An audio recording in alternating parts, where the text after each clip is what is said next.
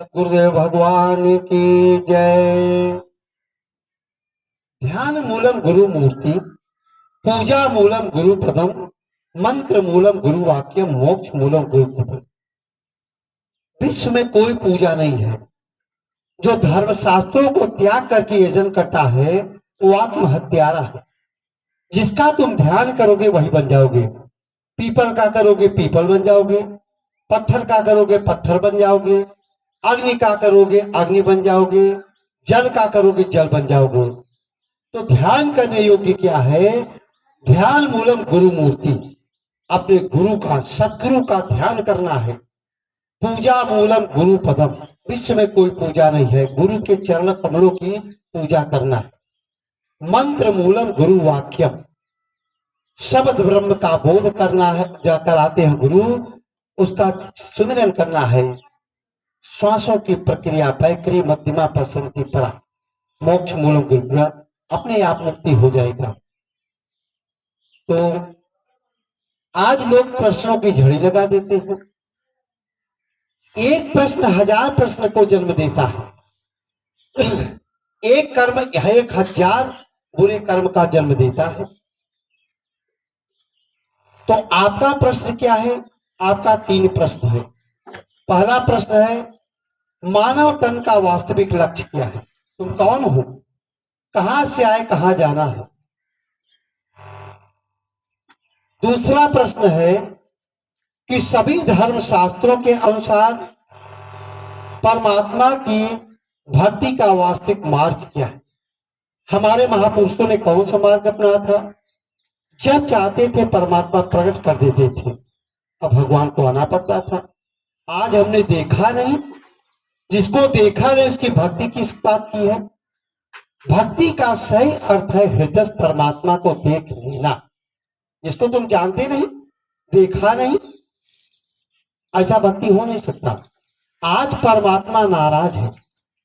कोई पीपल की पूजा करता है, कोई मिट्टी की पूजा करता है, कोई सोने चांदी की पूजा करता है।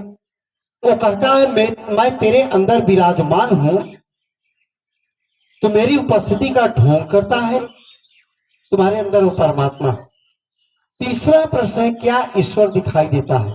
जिसको देखा नहीं। तीनों का उत्तर है, मानव तन का वास्तविक लक्ष्य ईश्वर की प्राप्ति। अगर मानव तन को प्राप्त करके ईश्वर की प्राप्ति नहीं किया तो लक्ष्य विहीन है। लक्ष्य है आपका ईश्वर की प्राप्ति। सभी धर्म शास्त्रों के अनुसार परमात्मा की भक्ति का वास्तविक मार्ग क्या है? कृष्ण भगवान ने युद्ध क्षेत्र में बताया अर्जुन को, अर्जुन इमं व्यस्तम योगम प्रोक्तवान हमभ्यम व्योस्वान मनुवे प्रामृचौकम अब्रवीत। यह योग मैंने सर्वप्रथम व्योस्वान को दिया। व्योस्वान के बाद सूर्य को मिला, सूर्य के पुत्र मनु को मिला, मनु के पुत्र इक्ष्वाकु को मिला। यही योग राजर्षियों विदित किया गया। यह योग अविनाशी है।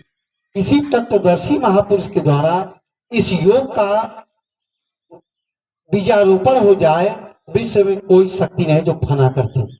शरीर का कल्प औषधियों द्वारा होता है, लेकिन आत्मा का कल्प भजन के द्वारा। भजन किसी महापुरुष की देन है। भजन ये नहीं राम राम राम राम चिल्लाओ, माला फेरो, ये भजन नहीं है। भजन है क्या? भजन। आप भजो मत। भगवान रथी बन करके भजना शुरू कर दे, आप सुनते रहिए क्या बोल रहे हैं। आप दृष्टा बन के सुनते रहिए भगवान क्या बोल रहे हैं। इसको भजन कहते हैं। ये नहीं कि आवाह आडंबर को भजन कहते हैं। अब व्योस्वान कौन है? जो प्राणियों में विवश हो, माया के सिवा कुछ दिखाई दे, वही व्योस्वान है। ये नेत्र माया देखती है। व्योस्वान के बाद सूर्य को मिला। सूर्य क्या है? एक सूर्य भौतिक जगत का ऊपर है, जो भौतिक जगत का सबसे बड़ा उपयोगी है।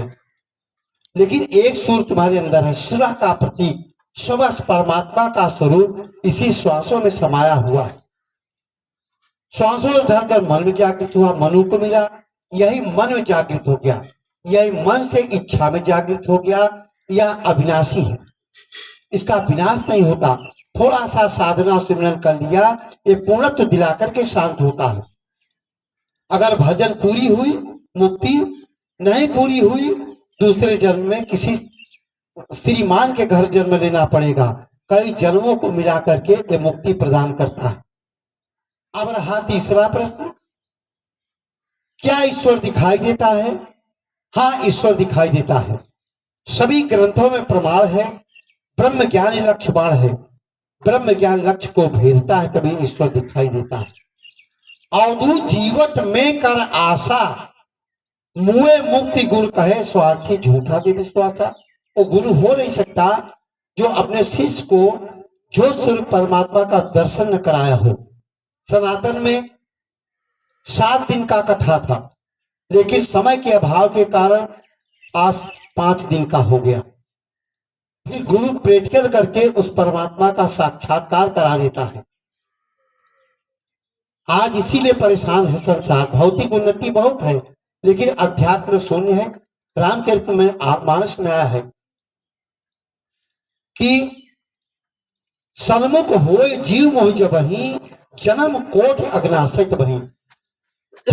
ये ज्योत स्वरूप परमात्मा का जीवात्मा दर्शन करेगी, करोड़ों जन्म के पाप समन हो जाएंगे। पाप के कारण परमात्मा नहीं दिखाई दे रहा है, पाप के कारण दर्शन हुआ, सारे पाप विनष्ट हो गए।